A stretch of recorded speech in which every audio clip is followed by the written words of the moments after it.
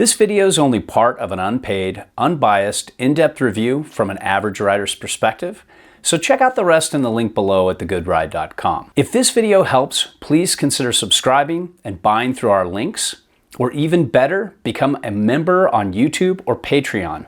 You'll get exclusive access to video review shorts as we test gear, along with a lot of other perks. So thanks for watching, and I hope this review helps.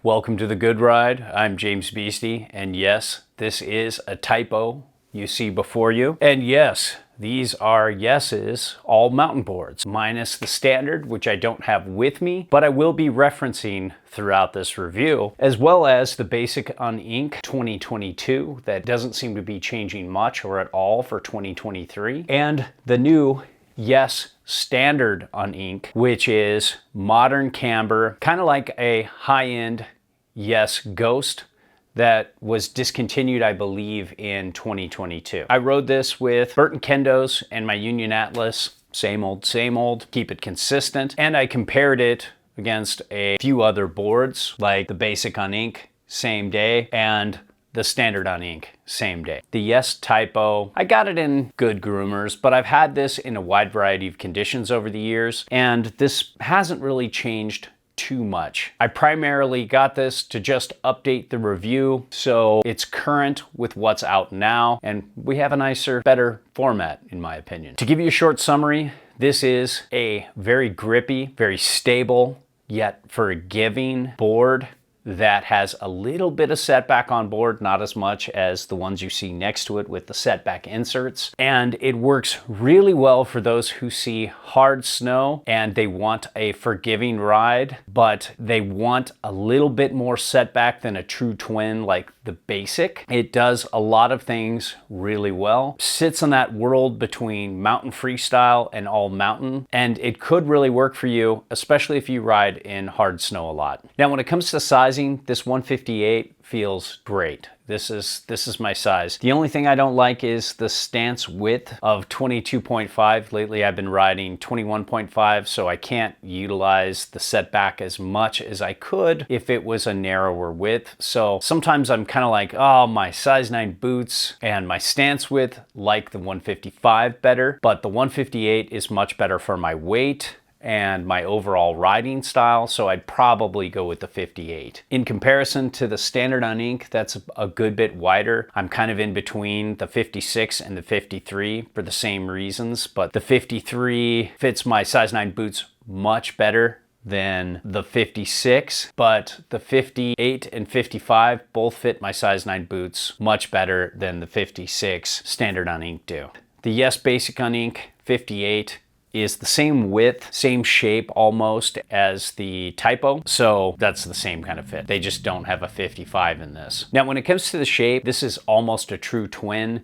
It's very close to the basic. I would call it a directional twin because there is a little bit of setback on side cut, so makes it more of a directional twin, but it really feels double ender. It really feels true twin, just like the basic Uninc next to it, and more so than the standard Uninc and the standard, which are directional volume twins. They have a little less surface area in the tail, even though it's the same width, and it's a true twin on side cut, just different shape, nose and tail. When it comes to camber profile, this has their Camrock profile. There's a good bit of camber between the feet, but a good bit more early rise in the nose and tail, even versus the basic Uninc, which is just a little bit more camber. And it might just be my board. Camber profiles change from board to board, mainly because wood cures differently board to board. But with the standard Uninc, that has more camber than all these boards, and the standard has a little bit less, I think, than the Typo. It feels like there's a little more rocker going on and a little less camber overall. Every time I see a standard, it always seems to have a mellower camber profile underfoot, but not by much. They always talk about heights, but not about length of camber, and it seems like the length of the camber with the standard is a little less. It's a little more playful, a little more buttery, a little more rocker rich than all these other boards. But all of them, except for the standard Uninc are very easy to skid turns and very stable, one footing and flat basing. The standard Uninc is just a little more locked in. It's kind of semi-locked in. It's not like full camber because there still is some early rise in the nose and tail. Just a little more technical, more for advanced to expert riders, where the rest of these are intermediate. The basic Uninc is a little more strong intermediate and up, but still doable. And the Typo is great. It's just like the basic and the standard. Very forgiving, very easy to ride. Now, let's talk flex here. YES does nice things with their flex. They're very soft.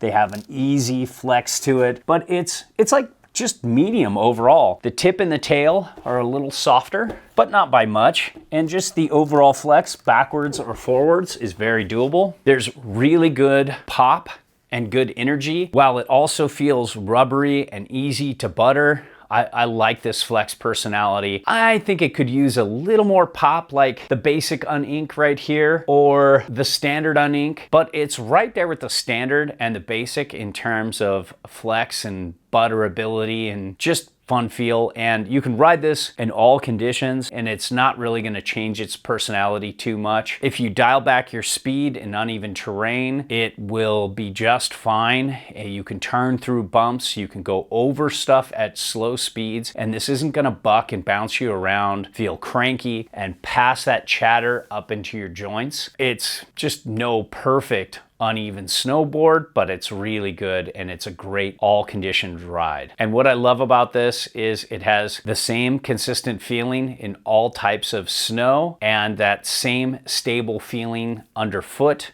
in all types of snow, from ice to powder. Now, when it comes to speed, this is no bomber. It can chatter a little bit. It's not a real stiff flex, but it can handle moderate mountain speed. The basic Uninc is a little faster. The standard Uninc is even more so. It's a little wider, a little more stable platform, even though it's a little shorter in a 156. The YES Standard is not quite as damp as this, surprisingly. It's just got a little more rocker. It bucks and bounces around. It clown shoes a little more in the nose and tail, but it's still good for moderate mountain speed, like we talked about. In terms of base glide, if you wax this, it won't be super fast, but it definitely has good glide. It's nothing like the boards you see next to it. The basic Uninc and the standard Uninc and even the standard all just have better base glide, but it's like the basic. It's just not bad if you don't wax it a lot, but it's not that great if you wax it either. It's good for somebody who isn't really a daily waxer. So there you have it there. And when it comes to edge hold, the Typo grips so well. It does such a good job grabbing in harder snow. It can grab a little too much in softer snow, but I don't find it annoying or a deal breaker in any way. Some people might, but most won't. It's just the same as the basic Uninc and the basic, but the standard Uninc and the standard have a different side cut, different edge hold technology. They have what's called mid-bite. These are underbite, two little indentions here, here, here, here, and they provide a disrupted side cut that's very similar grip-wise to magna traction, but also increase the turn initiation because there's less width over the bindings, where these have more width over the bindings with the standard and the standard Uninc, and less width in the waist, like they have a corset on, and it increases the turn initiation, but also increases grip. And they all have a very similar grip in hard snow. These are all excellent hard snow specialists, and I find myself recommending a lot of these YES all mountain boards to people who live on the East Coast or ride in hard areas and want a little extra grip without having to go super stiff and gnarly. These do the trick. Excellent edge hold. And when it comes to turn initiation, this is super quick, especially these days with wider boards. The standard and the standard Uninc don't turn as fast as these because they're a little wider for my boot size, but depending on your boot size, they might turn faster. But for me, these are more mid-wides, the standard Uninc and the standard, where the basic Uninc, the basic and the standard are more old school, normal, narrow width boards, and they work really well for size 9 boots like myself. But when you get this on edge, it has a very balanced turning radius. It's good doing just about anything from down the line, kind of narrower, longer, drawn out S-turns, to across the groomer carves, to circle carves, to quick S-turns of all different radiuses. This does well. So does the basic Uninc, so does the basic, so does the standard, and so does the standard Uninc. They all have a little bit more turny side cut, but still very balanced. And when it comes to powder, the basic and the Typo are my least favorite to be on because I like a setback board. This would be my one complaint. There is just a slight setback on side cut of 10 mil, and there isn't much setback on board in comparison to the standard Uninc and the basic Uninc. These just blow doors over the Typo and the basic. You can get a little more setback on this than the basic, but it's almost like a mountain freestyle board that you ride centered. And I wish they had setback inserts on this like they do with the basic Uninc, and this would make it such a recommendable board for this price point. Give you that hard grip in hard snow, but when you get those dump days, you get this good directional float. These you can get 2.25 inches back from center of board with the basic Uninc, with the standard Uninc in the standard. But if you like to ride centered, this is fine. You won't care. And when it comes to switch riding, this is almost a true twin, so it rides practically perfect either way when you have this centered on side cut. And just like the basic Uninc, it's great. The basic Uninc I like a little better. The basic I like a little better, but overall, both of these guys are great and they ride switch really well. The standard and the standard Uninc, they're perfect on side cut, but the nose and tail are a little different. So if you butter and play around, they won't be as perfect, but they're still really good. And you just get a little more advantage in powder with those because the tail sinks a little more because there's less surface area than the nose, and the nose floats a little more than these more true twinish boards. When it comes to park riding, this is the kind of board I like to be in the pipe with. It just is great with grip wise and being narrow, driving wall to wall. But man, I love that basic Uninc so much better. You can jib with this because it's a soft enough flex.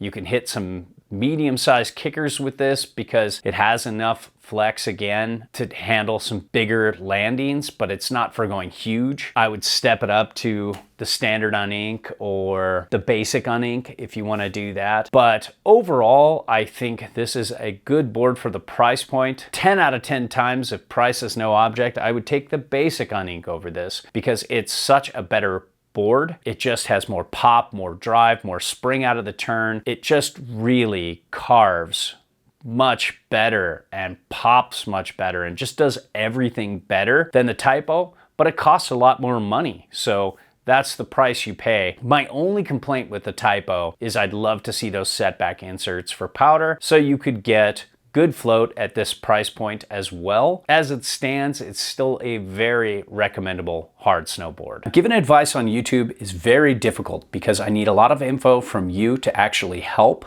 So if you want real advice, fill out the Me Harmony profile in the link below so I can help you properly.